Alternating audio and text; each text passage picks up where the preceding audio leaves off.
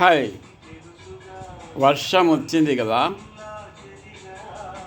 భూమి దున్నడానికి వెళ్ళాను. చాలా కష్టపడ్డాను.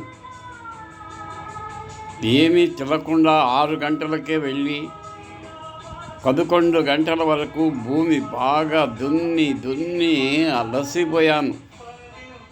ఆకలేస్తుంది. ఎవరన్నా టిఫిన్ పెడతారా? మంచి టిఫిన్ కావాలి. మంచి బిసిబేళే బాత్ కానీ, పొంగల్, శనక్కాయ చట్నీ కానీ, లేదు వడ సాంబార్ కానీ నాకు ఇష్టం.